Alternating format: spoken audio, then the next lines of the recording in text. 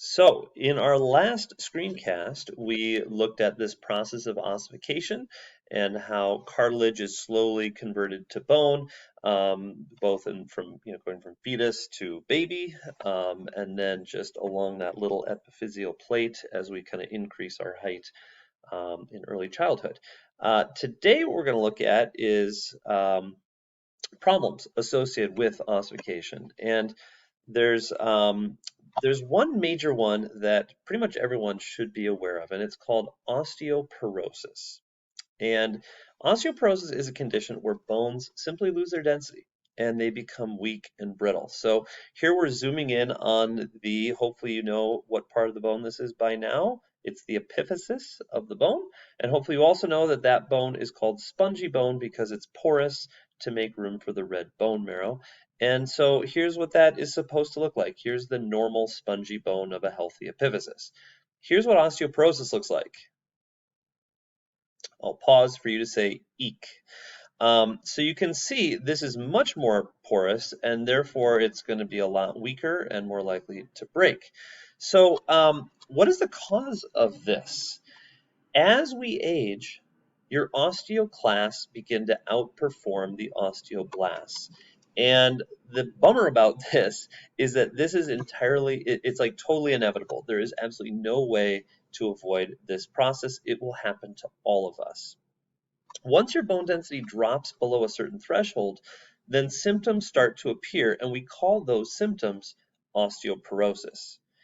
So I think we all kind of know inherently what demographic of people are most affected by osteoporosis. There are certain people in our society that we just kind of worry about more than others in terms of if they take a fall or if they get injured, and that is old people. Um, and we just kind of know this inherently. So imagine if you were looking out the window of the high school and you saw one of your friends walking across the parking lot in the middle of winter and they hit a patch of ice and they slip. What are you going to do?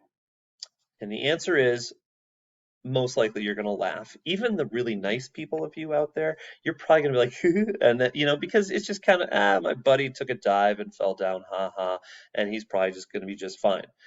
Now let's change it. Let's say that you see that same friend of yours walking across the parking lot in the wintertime, but he's got his elderly grandmother by his arm and he's sort of escorting his elderly grandmother across that parking lot, and she is the one who slips and falls. What is your reaction now? Unless you're, pure evil, you're probably like, oh my gosh, she fell, call 911, is she okay? It's a panic, right? Because when old people fall, it's a big deal, and we know this. We just know that their bones are weaker and more likely to be injured. By the way, don't smoke. I just thought this is too hilarious not to include. Um, so what happens to, what symptoms do we seem to see? Well, one symptom is decreased height. You lose about 0.4 inches every 10 years, starting at age 40. So you just get shorter. There's a lot of causes to this. It's not entirely due to osteoporosis. Sometimes some of the causes include compression of the little cartilage discs between your vertebrae, the compression of your foot arches. So your foot has a little arch to it, and as we age, those arches kind of flatten out, and you can see as that happens, you're going to get shorter. By the way, some pregnant women actually gain a foot size during pregnancy because their arches collapse. So be nice to your mothers. Poorer posture due to decreased muscle mass contributes to this shortening. And then, of course, decreased bone density due to osteoporosis also contributes. So, as people age, they just get shorter. A hunched back. So you might see kind of older people kind of hunched over like this with the vertebrae kind of bent over like that. The cause of this is there's little tiny fractures that can form in the vertebrae because of the decreased bone density, and then those fractures cause wedging. So you'll notice if you kind of trace this vertebrae, it's pretty much square, but if you trace this one, it's more triangular almost in shape because of that wedging that's happening, and so that wedging is what causes that sort of hunched back look. And then just straight up brittle bones. The bones are just brittle as we age, and again, as if old people fall, it's a big deal. So obviously this is not a great situation. Are we all doomed to suffer this fate? Well, we're all doomed to have a decrease in bone density, but we don't necessarily all end up getting osteoporosis. So you may be wondering, how do I reduce my risk? Well, ladies and gentlemen, you've come to the right place. I am here to tell you how to cheat osteoporosis. You ready for this? Pay attention.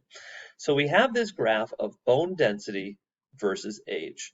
And as we know, bone density starts fairly low because our skeleton is cartilage when we're, fetuses. Um, and so our bone density slowly increases as we get older. Now, down here, I have a blue line. This represents the threshold for osteoporosis. So if we hit that line, that's where symptoms of osteoporosis begin to appear. So obviously, as children, we don't worry about this. Our bone density is increasing, increasing, increase. And it kind of peaks around the age of like 35-ish, somewhere in there, 30, 35. Then, unfortunately, inevitably, under typical situation, the bone density begins to decline, and it slowly declines, declines, declines, declines, and eventually it crosses this threshold for osteoporosis. And if we follow down to the x-axis, that might be age 85. It's going to be different for every person. Somewhere 80, somewhere 90. At some point, it's going to hit. So, typical pattern of bone density is it increases to a peak of between ages 30, 35-ish, and then it starts to drop until it hits that threshold. So what do we do to reduce our risk? Well, I think you know things that are supposed to help increase bone density. The milk industry is quite good about, milk makes strong bones. So all right, let's drink milk. And then remember, weight-bearing exercise also helps increase bone density, as we saw, weightlifting, running, that kind of thing. By putting stress on our bones, we increase bone density. So if you make the choice when you're young to make sure you get enough calcium, either by drinking milk or taking vitamins, you can actually have a higher peak bone density. Exercise as well. If you have a higher peak bone density, watch what happens. When that inevitable decline happens, it goes down, down, down, but it doesn't cross the threshold until you're older. And if you play your cards right, the age at which you are at this point is after death. So the way to cheat osteoporosis is to die before you get it. Note that this works with pretty much every other disease as well. So the choices you make right now at this point in your life are going to make a huge difference that determines, where is your little peak going to be. If you're sitting around in your butt, not doing much, not really worrying too much about calcium, eating a lot of junk food, you're likely gonna, suffer from this at a younger age. If you get that calcium, increase your bone density, you're likely to delay the onset, hopefully till after you're dead. So there you go. Good luck. Um, Obviously, my graph is not the greatest, so here's kind of a prettier graph. And you'll kind of see that peak bone density here. My little screen blocked it off, but it's around the ages of 30, 35 or so. And then you see that inevitable decline. Now, you may notice there's a little difference between males and females, and that is because of hormonal changes during menopause. Estrogen levels decline, and that actually leads to an added risk. So women actually are at a greater risk of osteoporosis than men. I'm so sorry, ladies. It just, yeah, biology is mean to women. Sorry. So, to recap, how do we reduce our risk? Number one, get adequate amounts of calcium. Again, when you're young is the key because that's when the osteoblasts are in control, increasing your bone density. Number two, perform weight-bearing exercise because again, that will increase the density of your bones. Number three, not sure what's happening here. Don't be a postmenopausal woman because they have a higher risk due to declining estrogen levels. Note that this will be very easy for roughly 50% of you and very difficult for the other 50%. And for that, I'm sorry. By the way, this is supposed to be funny. I hope that was funny. I don't know. I hope it didn't offend anyone. Okay. So osteoporosis is obviously a big one that we all need to be aware of and think about. There is another major problem related to ossification. Broken bones is another one that some of you may already have experienced. And healing a broken bone involves these concepts of ossification. So to start, here's my personal break. This is the fibula, which is the it's in the lower leg, and it's the smaller of the two bones in the lower leg. And you can see that's a pretty nasty little, kind of thing. People wonder, how did you do that? You're going to be really disappointed. I fell walking up the stairs. Isn't that bizarre? To be fair, I was more bounding up the stairs. I was kind of like leaping step to step. And then I slipped and I just like smacked onto the hard landing up top. And honestly, I did not think for a moment that my bone was broken. I thought, ooh, that hurt. I iced it for a little bit, went to bed. I woke up, it still hurt. I went and ignored it for another couple days. I actually went camping and I was literally like hiking through Tetaguchi State Park with crutches, thinking, boy, it kind of hurts, but it can't be broken. I'm sure it'll be fine. So finally, after like a week, I go into the doctor, and the doctor is like, well, it can't be broken because you've been walking around on it. I'm like, yeah, it can't be broken. He's like, well, I guess we'll x-ray it since we're here. I'm like, yeah, let's x-ray it. And then he pulls this up, and holy smokes, is it ever broken? And I'm like, wow, am I just like that tough a guy? That I just walk on a broken bone without even hurting? Should I be in some 80s action movie where I just keep kicking butt and like nothing can hurt me? Um, and it turns out that the fibula only carries about 5% of your weight.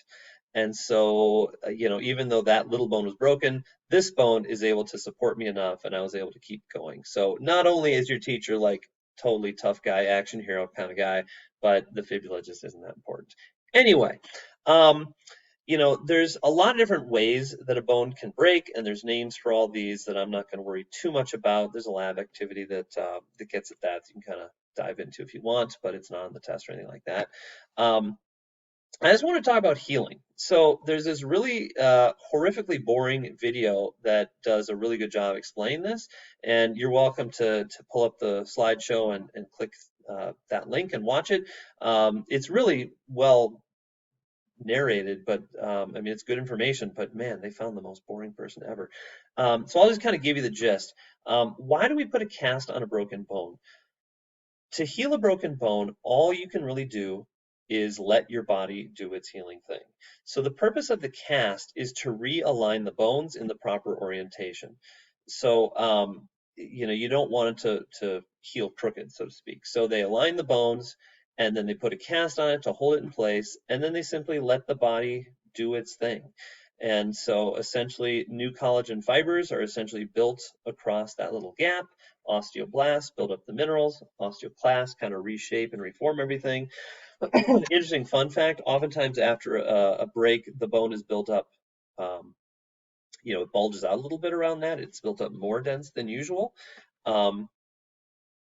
Yeah, that's just to kind of reinforce it. And then the body just heals it. So you may have heard of things like screws and rods and things like that, pins put into broken bones, and that those techniques are used when a cast simply won't work. So, here in the hips, obviously you can't have a cast that holds your pelvis in place. So they might use plates and screws and things like that. Or if the break is up here and there's just this little tiny piece that fell off, you might need to put a screw in there. So that's the deal. Basically, you just hold the bones in place and let the body heal itself. So finally, here's a little video about broken bones that kind of goes into it in more detail. It's pretty good. Some good life lessons in there too. But that's it. You're now ready for that homework for A on the skeletal system. Thanks.